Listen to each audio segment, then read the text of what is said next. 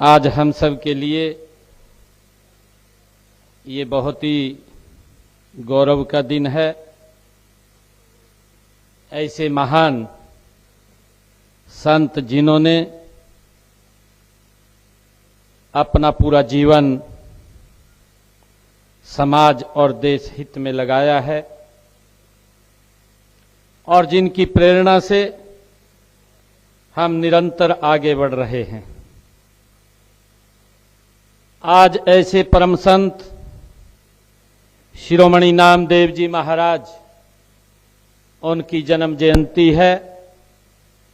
उनकी जन्म जयंती पर आप सब महानुभाव को मैं बहुत बहुत बधाई और शुभकामनाएं देता हूं। आज इस अवसर पर हमारे हरियाणा सरकार के कैबिनेट मंत्री रणवीर गंगवा जी, हमारी हिसार की विधायिका सावित्री जिंदल जी, हमारे पूर्व मंत्री कैप्टन अभिमन्यु जी, पूर्व मंत्री डॉक्टर कमल गुप्ता जी, हमारे जिला हिसार के प्रभारी जवाहर सैनी जी, हमारे जिला के अध्यक्ष हंसी जिला के अशोक सैनी जी और हमारे हिसार के मेयर प्रवीण पोपली जी, जिला परिषद के हिसार के हमारे चेयरमैन सोनू सिहाग जी, पूर्व मंत्री हरियाणा सरकार अनूप धानक जी और आज के कार्यक्रम के आयोजक और नामदेव सभा के प्रदेश के माननीय अध्यक्ष सतवीर वर्मा जी, हमारे ट्रस्ट के माननीय अध्यक्ष मास्टर प्रताप वर्मा जी और हमारे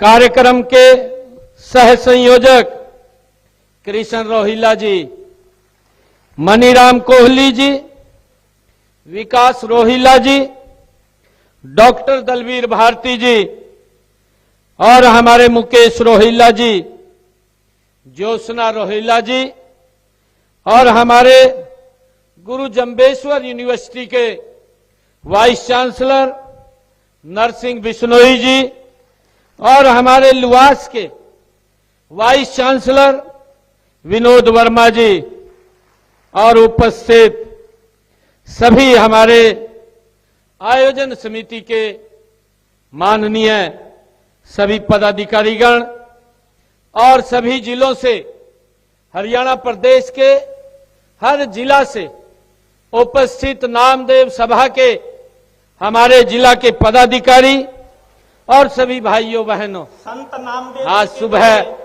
क्योंकि कार्यक्रमों की काफी व्यवस्था है और मैंने आयोजकों को कहा इन्होंने हमें कि मैं 9 बजे भक्ति के महत्व का इस स्थल पर पहुंच जाऊंगा। आयोजकों ने मुझे कहा कि आप 9 बजे पहुंच जाइए, हरियाणा के कोने कोने से एक एक व्यक्ति यहां बैठा हुआ मिलेगा। मैं आप सबका, आप हरियाणा के कोने कोने से सुबह सुबह उठ करके आज ऐसे परम संत शिरोमणि नामदेव जी महाराज के इस जयंती समारोह में आज उपस्थित हुए हैं। मैं सभी भाइयों और बहनों का दिल से आभार व्यक्त करता हूं, आप सबको प्रणाम करता हूं और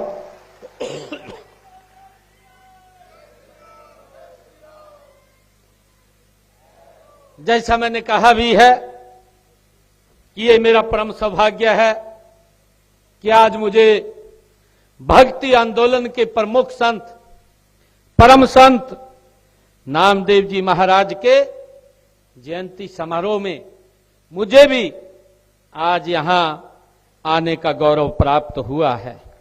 मैं आप सबको पुनः संत नामदेव जी की जयंती की बहुत बहुत हार्दिक बधाई और शुभकामनाएं देता हूं।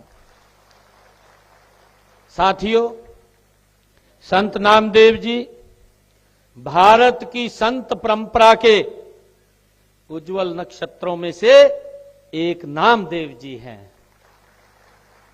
उन्होंने अपनी भक्ति से यह सिद्ध किया है कि ईश्वर तक पहुंचने का मार्ग जाति, कुल या पद नहीं, बल्कि सच्चे प्रेम, भक्ति, सेवा से होकर के जाता है।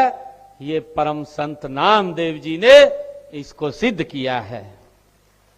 साथियों, संत नामदेव जी का जन्म 13वीं शताब्दी में महाराष्ट्र के नरसी गांव में एक साधारण दर्जी परिवार में हुआ था, लेकिन उनकी साधना, उनकी सेवा, उनकी तपस्या ने उन्हें असाधारण बना दिया। साथियों, वे हर व्यक्ति में, संत परम संत नामदेव जी हर व्यक्ति में ईश्वर का अंश देखते थे। साथियों, और इसी भाव से उन्होंने समाज में फैली जातिवाद, छुआछात और असमानता जैसी बुराइयों को मिटाने का काम परम संत नामदेव जी महाराज ने किया है। साथियों, उनकी अनेक रचनाएं हम सब जानते हैं। उनकी अनेक रचनाएं गुरु ग्रंथ साहिब में भी वो संकलित है।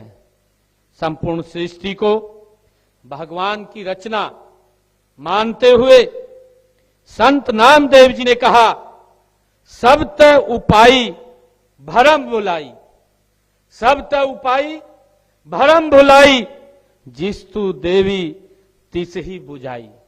ये संत नामदेव जी ने कहा है कि सारी सृष्टि, संत नामदेव जी ने कहा कि सारी सृष्टि तूने स्वयं ही पैदा की है। ये संत नामदेव जी ने कहा है, और जिस जीव को आप स्वयं गति देते हैं उसे ही सद्बुद्धि आती है। ये संत नामदेव जी महाराज ने अपने शब्दों में कहा है।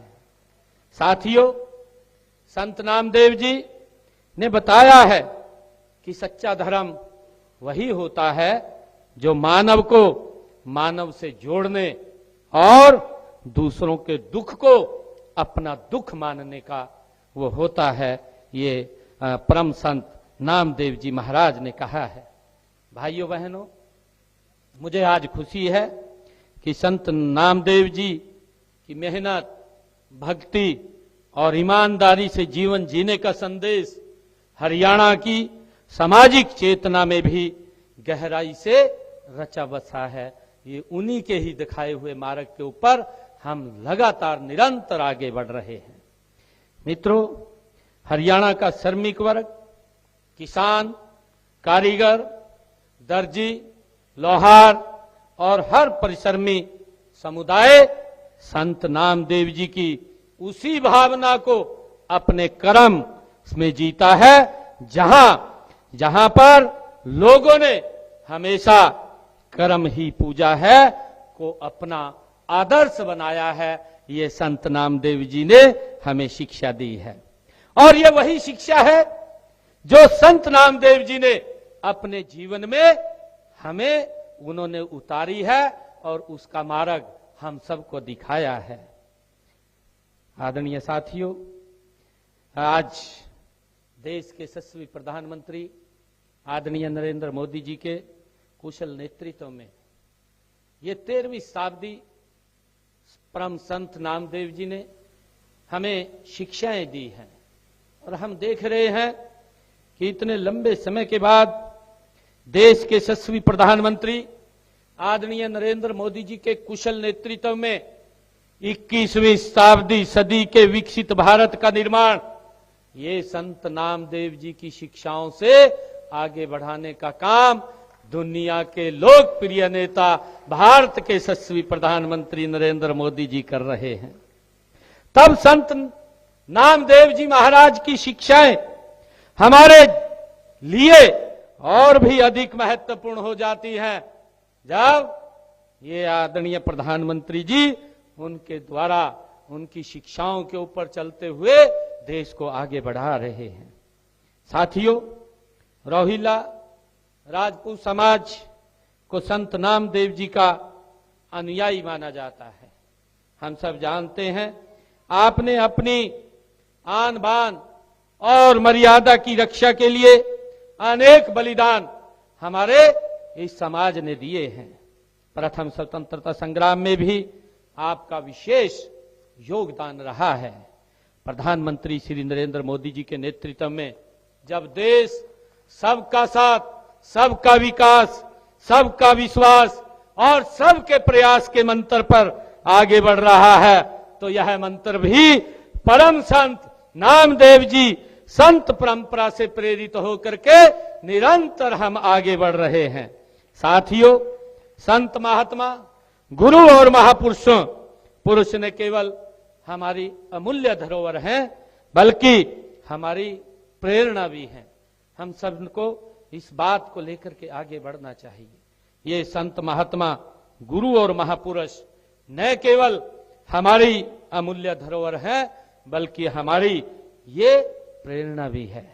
ऐसी महान विभूतियों की शिक्षाएं पूरे मानव समाज की ये धरोहर होती हैं। मित्रों, उनकी विरासत को संभाल करके रखने का जिम्मा ये हम सब का है, और मुझे ये खुशी है कि ये जिम्मेवारी हम सब मिलकर के उसको आगे बढ़ा रहे हैं। अभी हमारे मंत्री जी ने इस बात की चर्चा की है कि आज ये हमें सौभाग्य मिला है कि हरियाणा सरकार आदरणीय नरेंद्र मोदी जी के नेतृत्व में हमारे महापुरुषों की जयंतियों को राज्य स्तर के ऊपर मनाने का काम कर रही है। और इसलिए हमने संत महापुरुष विचार सम्मान और प्रसार योजना के तहत संतों व महापुरुषों के संदेशों को जन जन तक पहुंचाने का काम निरंतर हमारी सरकार कर रही है। मित्रों, मुझे ये भी खुशी है कि इस नई पीढ़ी उनके जीवन व कार्यों से प्रेरणा लेकर के उनके मार्ग पर उनका मार्गदर्शन प्राप्त कर निरंतर हमें आगे बढ़ना है। इस समारोह का आयोजन भी इसी योजना के तहत वो किया गया है। साथियों, महापुरुषों ने जो समानता का संदेश दिया है, उसे साकार करने के लिए हमने अनेक ऐसी योजनाएं बनाई हैं, जिनसे गरीब से गरीब के जीवन में भी बड़ा बदलाव और उसके जीवन स्तर को भी ऊंचा उठाने का काम वो हमारी सरकार कर रही है। भाइयों बहनों, हमने पंडित दीनदयाल उपाध्याय के अंत्योदय के दर्शन पर चलते अंत्योदय अभियान में उन परिवारों को आर्थिक रूप से मजबूत करने में लगे हैं जो किन्हीं कारणों से पिछड़ गए थे, जो पीछे रह गए थे। भाइयों, सरकार का दायित्व है और हमारे महापुरुषों का संदेश है, उस संदेश को लेकर के, उससे शिक्षा लेकर के निरंतर समाज में हम काम कर रहे हैं। परम संत नामदेव जी महाराज, जिन्होंने अपने जीवन में गरीबी के प्रति, शिक्षा के प्रति और बुराइयों के प्रति एक होकर के उन्होंने उस बुराइयों को समाप्त करने के लिए अपना पूरा जीवन लगाया और उन्होंने समाज को एक दिशा देने का काम किया। हमारी सरकार परम संत नामदेव जी के उस मार्ग पर चलते हुए हम निरंतर गरीब व्यक्ति को कि वो पीछे ना रहे, वो भी आगे बढ़े, उसको भी आगे बढ़ने का अवसर हो, हम उसके ऊपर काम कर रहे हैं।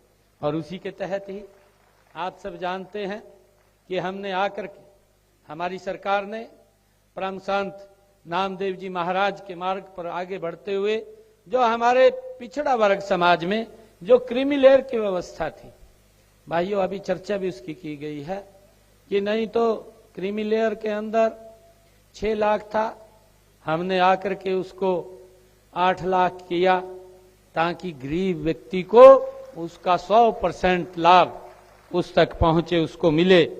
और मुझे ये भी खुशी है कि हमने इस ओबीसी के अंदर इसका भी वर्गीकरण किया और वर्गीकरण करके हमने बीसीए के ऐसे व्यक्ति जो कल्पना से भी परे की बात है। आज हमारे समाज के जिला परिषद भी बन रहे हैं, जिला परिषद के चेयरमैन भी बन रहे हैं, और भाइयों ब्लॉक समिति में भी बन रहे हैं। आज सरपंचों के अंदर भी गांव के सरपंच का दायित्व भी उनको मिल रहा है। नहीं तो भाइयों लंबे समय से इस बात से वंचित थे, कोई देखने वाला नहीं था। देखते भी कैसे? आज भी इस प्रकार की उन दलों को पीड़ा हो रही है। वो अपने परिवार की सोचते थे, परिवार से बाहर की नहीं सोचते थे। ये परम संत नामदेव जी का संदेश है, और उस संदेश को हमारी डबल इंजन की सरकार आदरणीय नरेंद्र मोदी जी के नेतृत्व में आज जो लाइन के अंदर अंतिम व्यक्ति है, उसके उदय के लिए हमारी सरकार निरंतर उसको आगे बढ़ाने के लिए काम कर रही है। और मुझे ये खुशी है कि हमने उसी कड़ी में पंचायती राज संस्थाओं में पिछड़ा वर्ग ए को 8% का आरक्षण देने का काम ये हमारी सरकार ने किया है। और मुझे ये भी खुशी है कि हमने इसी प्रकार पिछड़ा वर्ग भी पंचायती राज संस्थाओं व शहरी स्थानीय निकायों में आरक्षण दिया है। सरपंच पद के लिए हमने 5% का आरक्षण किया है, और पंच पद के लिए हमने उनकी जनसंख्या का 50% का आरक्षण देने का काम ये हमारी सरकार ने किया है। मुझे ये भी खुशी है, ये पहली बार हमारी सरकार ने पिछड़ा वर्ग आयोग का गठन किया है, जिसका लाभ हमारे पिछड़े समाज के लोगों को, बच्चों को वो मिल रहा है। मुझे ये भी खुशी है कि मैंने अभी पिछले दिनों जो हमारे पिछड़े समाज की बिटिया है, अगर उसकी बिटिया की शादी होती है तो उसकी बिटिया की शादी पर 51,000 रुपए पहुंचाने का काम ये हरियाणा सरकार कर रही है। भाइयों उसको भी हमने और बढ़ाने का काम किया है। और मुझे ये भी खुशी है कि हमने प्रधानमंत्री विश्वकर्मा योजना के तहत हमारे जो कुशल कारीगरों को प्रोत्साहन देना ये हमारी सरकार की प्राथमिकता रही है, उसमें शामिल रहा है। हम आप सब जानते हैं कि मिट्टी के बर्तन बनाने वाले, कपड़े सीनने वाले, हमारे मूर्ति और मकान बनाने वाले सभी साथी हमारी सांस्कृतिक धरोहर हैं, क्योंकि इनसे बगैर समाज पूर्ण नहीं होता। अगर समाज पूर्ण होता है तो हमारे जो लोग ये काम करते हैं, चाहे वो सिलाई का काम करते हैं, बर्तन बनाने का काम करते हैं, या अन्य कोई कुशल जो उनके हाथ में स्किल होता है, उस स्किल से वो समाज को जोड़ने का काम करते हैं, तो वो सब हमारी सांस्कृतिक धरोहर है। हम उनको प्रणाम करते हैं, उनके कौशल को प्रणाम करते हैं। हम चाहते हैं कि वे वो न केवल सम्मानित हो, बल्कि आर्थिक रूप से भी वो सशक्त और मजबूत हो। ये हमारी सरकार का ये केंद्र रहा है, उसकी नियत नीति रही है, और उसको लेकर के हम निरंतर मजबूती से काम कर रहे हैं। साथियों, मुझे बताते हुए खुशी हो रही है कि इस योजना के तहत जो हमने प्रधानमंत्री विश्वकर्मा योजना जो चलाई है, इस योजना के तहत प्रदेश के अब तक के हमने 30,555 शिल्पकारों को हमने ट्रेनिंग देने का काम किया है। उनको ट्रेनिंग दी जा चुकी है, और उन्हें अपना व्यवसाय शुरू करने के लिए हमने 50 करोड़ रुपए से अधिक के ऋण भी उनको उपलब्ध कराए हैं, ताकि वो अपने पैरों पे खड़ा होकर के अपने काम को आगे बढ़ा सके। मुझे ये भी खुशी है कि प्रधानमंत्री विश्वकर्मा जो कौशल योजना है, इस विश्वकर्मा कौशल योजना के माध्यम से हमने हरियाणा प्रदेश के जो हमारे जिन्होंने स्किल लिया है, जिन्होंने ट्रेनिंग ली है, उनको हमने जब उनकी ट्रेनिंग पूरी हुई, ऐसे हरियाणा प्रदेश के युवाओं को हमने प्रतिदिन के हिसाब से उनको 500 रुपया, और जिस दिन वो अपनी ट्रेनिंग पूरी करके गए, एक आधुनिक टूल किट भी देने का मुफ्त में काम हमारी सरकार ने किया है। और मुझे खुशी है, अभी मैंने जो सेवा पखवाड़ा चल रहा था, उस सेवा पखवाड़ा में जिन हमारे इन युवाओं ने ये स्किल लिया था, उन सब युवाओं के खाते में 5-5 हजार रुपए का टॉपअप एक डालने का काम हरियाणा सरकार ने किया है, ताकि वो अपने कार्य को और गति से आगे बढ़ा सके, उनको कोई दिक्कत समस्या ना हो। मित्रों, मुझे खुशी है बताते हुए कि हमने अपने प्रजापति समाज को मिट्टी के बर्तन का कारोबार चलाने के लिए हरियाणा प्रदेश के 1700 गांव में जो आवा पजावा की जमीन थी उसका अधिकार पत्र देने का काम वो पहली बार हमारी सरकार ने किया है। भाइयों, ये सरकार, ये आपके द्वारा चुनी गई सरकार आपके हित में एक से बढ़कर के एक फैसला लेने का काम ये हरियाणा सरकार कर रही है। मैं आप सबको इसके लिए बहुत बहुत बधाई देता हूं, साधुवाद देता हूं। नहीं लंबे समय से हमारे प्रजापत समाज के लोग, क्योंकि जब वो जो आवा पजावा की जमीन थी उनको मिट्टी उठाने में, वहां बर्तन बनाने में बड़ी दिक्कत का सामना होता था। ये समस्याएं हमारे सामने आती थी। आदरणीय मंत्री जी बैठे हैं, हमने बैठ करके, उसमें सतबीर वर्मा जी भी है, सतबीर वर्मा जी भी उस कमेटी के मेंबर है, और बैठ करके हमने चर्चा की कि भाई ये प्रजापत समाज के लोगों को ये अपना कारोबार करते हैं, अपनी मेहनत करते हैं, मेहनत करके अपने परिवार को आगे बढ़ाते हैं, परंतु उनको अपमान सहन करना पड़ता है। ये सरकार ऐसे गरीब व्यक्ति के अपमान को नहीं सहन करेगी और हमने उनको तुरंत अधिकार पत्र देने का काम किया। ऐसे 1700 गांवों में हमने प्रजापत समाज को आवा पजावा के अधिकार पत्र देने का काम किया, ताकि वो अपने कारोबार को सिर ऊंचा करके वो कर सके, कोई व्यक्ति उनकी तरफ देख भी ना सके। ये बड़ा सम्मान भी देने का काम हमारी सरकार ने किया है। साथियों, शिक्षा ही वह माध्यम है जिससे समाज के पिछड़े वर्ग के लोगों को सशक्त बनाया जा सकता है, और ये शिक्षा हमें परम संत नामदेव जी महाराज ने हम सबको दी है। हमें इसको अपने जीवन में उतारना चाहिए। परम संत नामदेव जी महाराज, जिनकी आज भी वाणी मैंने चर्चा की है ना, कि गुरु ग्रंथ साहिब में भी उनकी वाणी गूंजती है। ऐसे परम संत हमारे नामदेव जी महाराज, इसलिए हमने हरियाणा प्रदेश के अंदर शिक्षण संस्थाओं और नौकरियों में 27% का आरक्षण लागू किया है। ये पहली बार है आदरणीय मोदी जी के नेतृत्व में जब सरकार बनी है।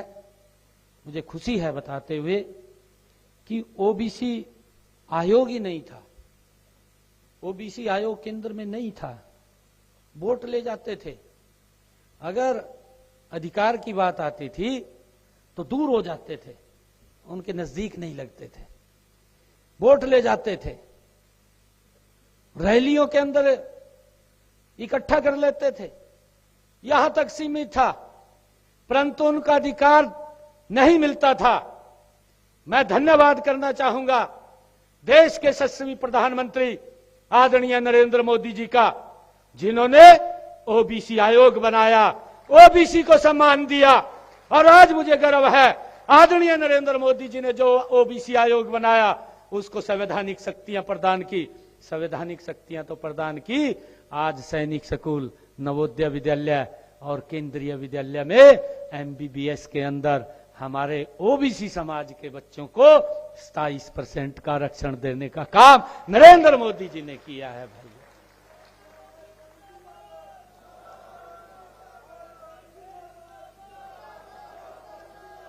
आज हमारे बच्चे आने वाले समय के अंदर, मैं आज आपके बीच में परम संत नामदेव जी महाराज की इस जन्म जयंती के अवसर पर मैं आप सबसे बात कर रहा हूं। मैं आज आप लोगों को बताना चाहता हूं कि आने वाले समय के अंदर हमारे बच्चे देश की सेवा में उच्च पदों के ऊपर काम करेंगे। ये परम संत नामदेव जी के मार्ग को आगे बढ़ाने का काम आदरणीय नरेंद्र मोदी जी ने किया है। भाइयों, चाहे एमबीबीएस एमडी की सीटें हैं, उसमें भी 27% का आरक्षण देने का काम किया है।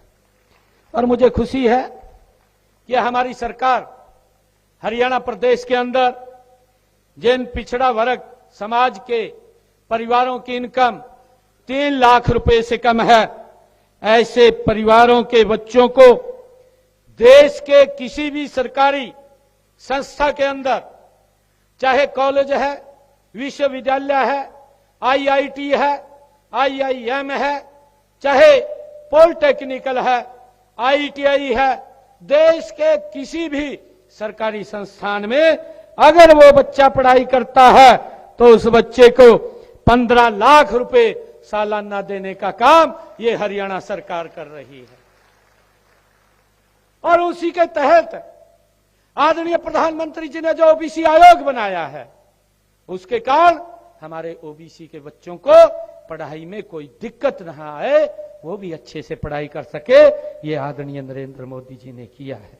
और मुझे खुशी है कि अगर वो विदेश में पढ़ाई करने के लिए जाते हैं, देश के अंदर पढ़ाई करते हैं तो 15 लाख रुपए, और विदेश के अंदर जाते हैं तो 20 लाख रुपए उनको शिक्षा ऋण के रूप में मात्र 4% ब्याज के ऊपर वो देने का काम हमारी सरकार कर रही है।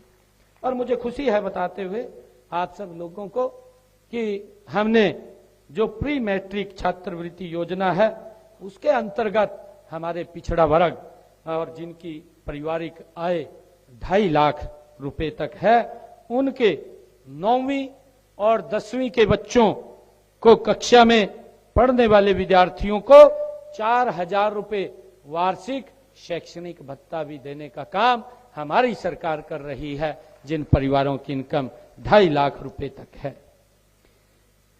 साथियों, प्रधानमंत्री यशस्वी योजना के अंतर्गत हमारे पिछड़ा वर्ग जिनकी वार्षिक पारिवारिक आय 2.5 लाख रुपए तक है के विद्यार्थियों को 5,000 रुपए से लेकर के 20,000 रुपए तक शैक्षणिक भत्ता व ट्यूशन फीस उनकी प्रदान की जाती है, ताकि पिछड़े वर्ग के बच्चों को किसी प्रकार की दिक्कत या समस्या ना आए।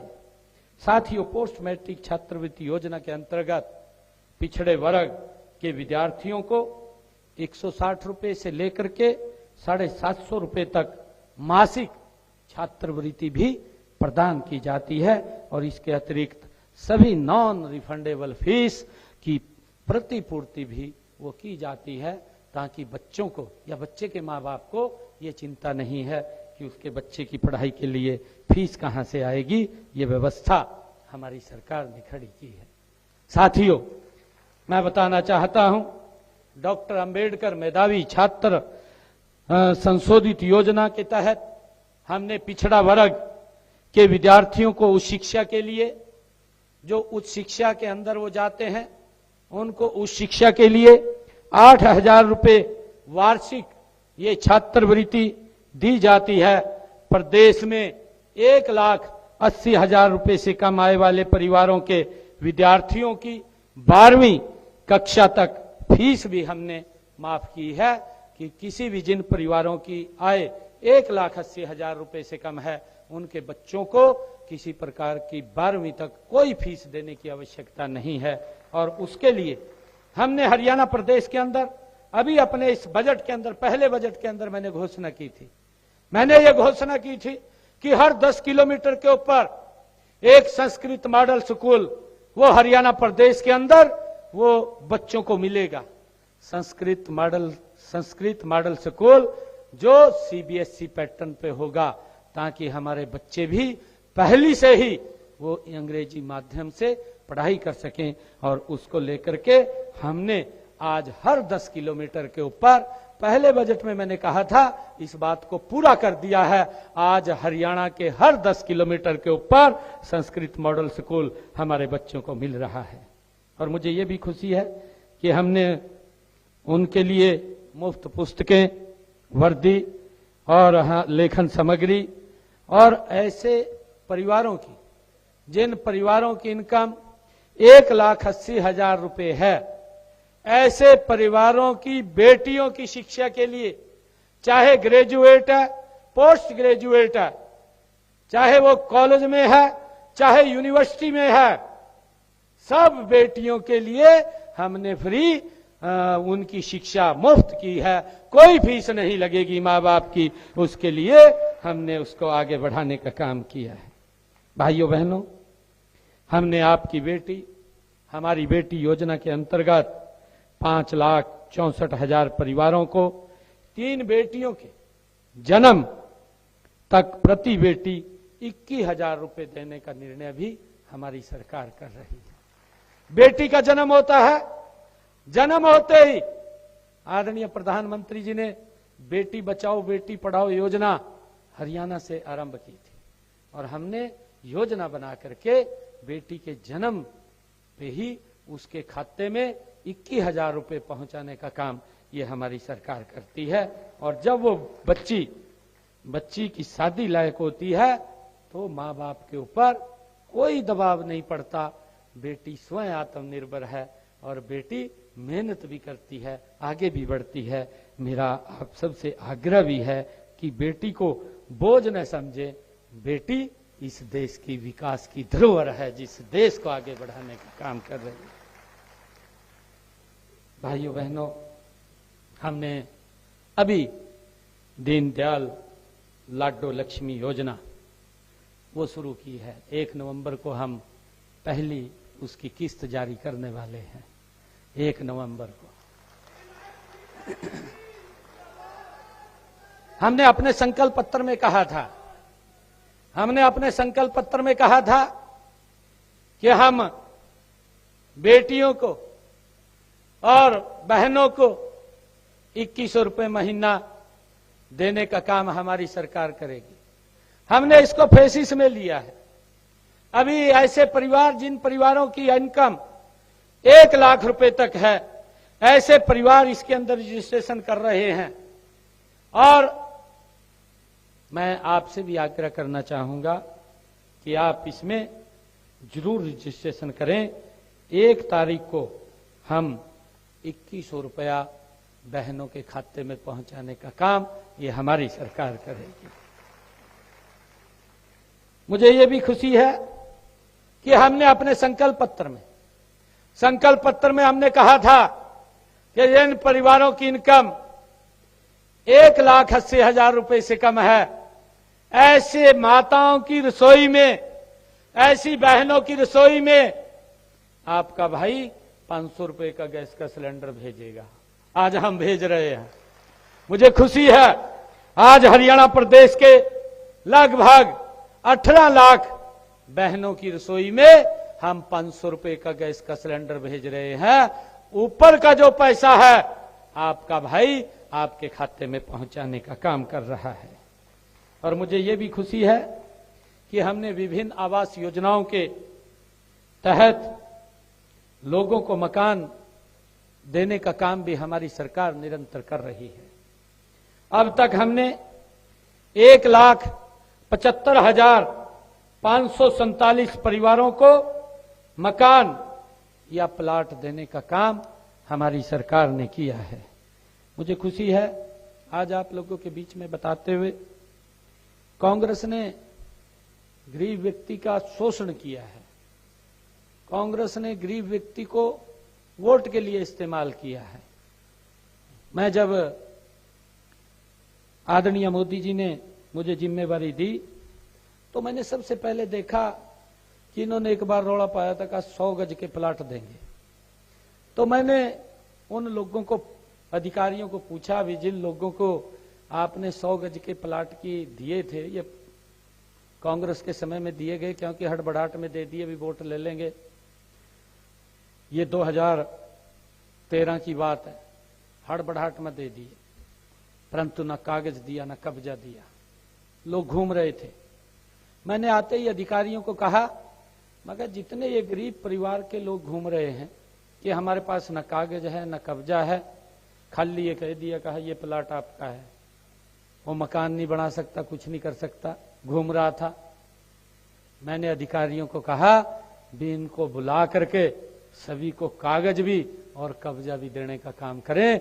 आपके भाई बेटे ने उन गरीब लोगों को कागज भी और कब्जा भी देने का काम किया है। और कागज और कब्जा नहीं दिया, आगे भी इस योजना को खोल दिया।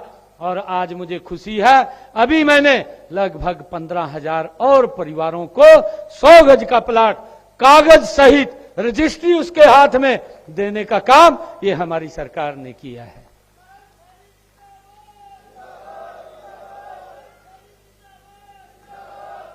और भाइयों, मुझे खुशी है बताते हुए कि हमने खाली प्लाट ही नहीं दिया, हमने कहा कि प्रधानमंत्री आवास योजना को इसके साथ जोड़ दिया जाए और प्रधानमंत्री आवास योजना को उसके साथ जोड़ करके उसके ऊपर मकान बना करके देने का काम हमारी सरकार कर रही है। उसको लेकर के हम निरंतर काम कर रहे हैं।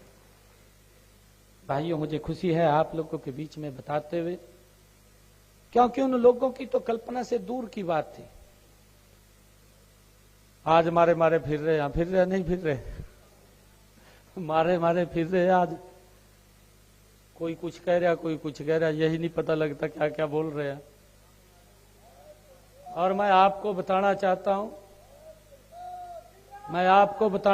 हूं कि आदरणीय नरेंद्र मोदी जी ने आयुष्मान योजना चलाई। अरे 2014 से पहले गरीब व्यक्ति को दिक्कत हो जाती थी, बीमारी के कारण गरीबी रेखा के और नीचे चला जाता था, मकान बिक जाता था, कारोबार तहस नहस हो जाता था। इलाज कराने के लिए अगर इलाज नहीं कराता था, परिवार के साथ नहीं रह पाता था, परिवार से बिछुड़ जाता था। ये हालात थे। आदरणीय मोदी जी ने आयुष्मान योजना चलाई, हरियाणा सरकार ने चिरायु उसके साथ जोड़ा। आज मुझे खुशी है कि आज किसी भी व्यक्ति को इलाज कराने के लिए किसी की तरफ देखने की आवश्यकता नहीं है। आज सिर ऊंचा करके अपना इलाज करा सकता है। और मुझे खुशी है, अगर हम देखें हरियाणा प्रदेश के अंदर 25,39,000 मरीजों के लिए जिन्होंने अपना इलाज आयुष्मान और चिरायु योजना के अंदर कराया है। हरियाणा सरकार और नरेंद्र मोदी सरकार ने, इस डबल इंजन सरकार ने 3,486 करोड़ रुपया उनके इलाज के ऊपर खर्च करने का काम यह हमारी सरकार ने किया है, ताकि भाइयों वो व्यक्ति वो गरीबी रेखा के नीचे ना जाए, उसको मजबूत करने का काम ये सरकार कर रही है। भाइयों, बहुत सारी योजनाएं हैं, बहुत सारे काम हैं निरंतर जिसके ऊपर हमारी सरकार काम कर रही है। मैं आज परम संत नामदेव जी महाराज, आज उनकी जयंती के ऊपर आप सबको पुनः बधाई देता हूं। हमने हरियाणा में सद्भाव, सौहार्द, समान विकास, समरसता, सहिष्णुता के साथ साथ ऐसे बदलाव हमारी सरकार कर रही है जिनसे हर आदमी का जीवन सरल, सुगम और सुरक्षित हुआ है। इसके लिए उन्हें अपना काम छोड़कर सरकारी कार्यालयों के चक्कर काटने की आवश्यकता नहीं है। मैंने अभी रजिस्ट्री के अंदर बड़ा गोलमाल चलता था, हम लगातार इसके ऊपर प्रयास कर रहे थे कि ये भ्रष्टाचार यहां से खत्म होने का वो नाम नहीं ले रहा था, परंतु हमने उसको एक योजनाबद्ध तरीके से जीरो करने का काम किया है।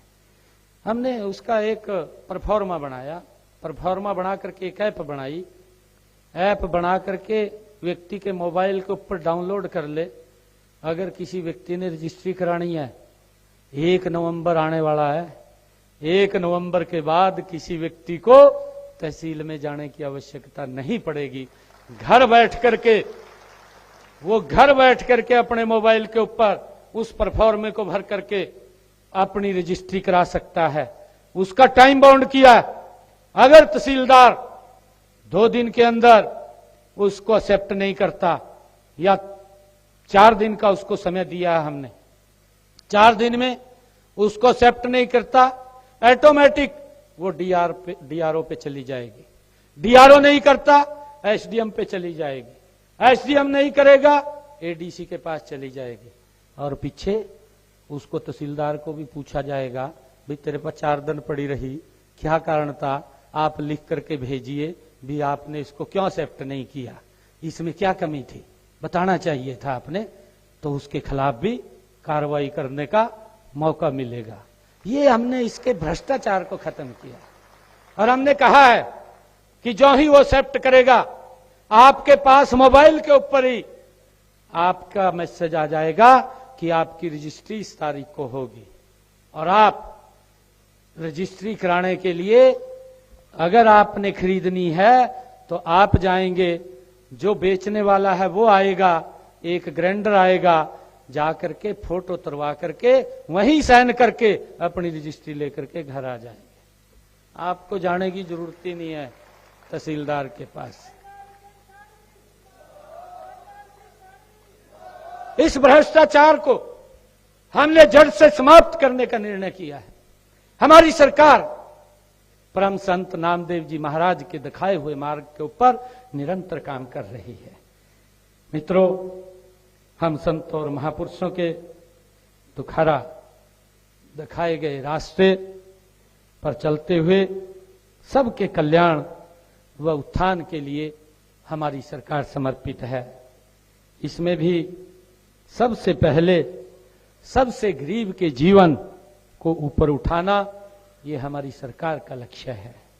मैं आप सभी को पुनः संत नामदेव जी महाराज की जयंती की पुनः बहुत बहुत हार्दिक बधाई और शुभकामनाएं देता हूं। इन्हीं शब्दों के साथ आप सबका बहुत बहुत धन्यवाद। और मेरे को मांग पत्र दिया है, मैं इस मांग पत्र की जितनी भी मांगे हैं सभी मांगों को मैं विभाग के अनुसार भेज करके, हमारे सतबीर जी वर्मा ने ये मांग पत्र मुझे दिया है, इन सब मांगों को भेज करके इनको पूरा करवाने का काम ये हमारी सरकार करेगी। इसके अंदर बातें लिखी गई हैं। सरकारी संस्थान का नाम संत शिरोमणि नामदेव जी महाराज के नाम पर रखा जाए। मैं आपको आज ये कहना चाहता हूं, कोई भी एक संस्थान के ऊपर हरियाणा प्रदेश के अंदर संत शिरोमणि नामदेव जी महाराज के नाम पर रखा जाएगा। और भिवानी, पानीपत, नारनौल में आप जमीन के लिए अप्लाई कर दीजिए।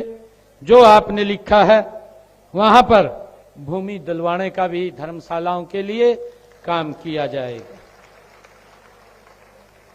मैं आज आपने कहा है कि चरखी दादरी, गुड़गामा, होडल, सोनीपत, महेंद्रगढ़, अंबाला, सफीदो, सिरसा में पुरानी धर्मशालाओं के रख रखाव के लिए अनुदान दिया जाए। मैं इसके लिए 31 लाख रुपया मैं दे करके जाता हूं। जिला पलवल, कुरुक्षेत्र, पलवल, जींद, फरीदाबाद की धर्मशालाओं में आपने सोलर पैनल की बात कही है, आप इसको अप्लाई कर दीजिए, क्योंकि कुछ सब्सिडी भी हम देते हैं और इस सोलर पैनल के लिए अलग से मैं 20 लाख रुपया और देता हूं।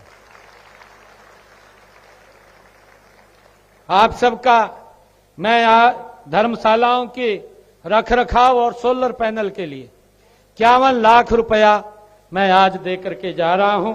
आप सबको मैं परम संत नामदेव जी महाराज की जयंती की बहुत बहुत बधाई और शुभकामनाएं देता हूं। इन्हीं शब्दों के साथ जय हिंद, जय भारत, जय भारत मां, भारत माता के, भारत माता के, संत शिरोमणि नामदेव जी महाराज के जय, संत शिरोमणि नामदेव जी महाराज के बहुत बहुत धन्यवाद। जय हिंद, जय भारत, जय भारत मां। बहुत बहुत धन्यवाद।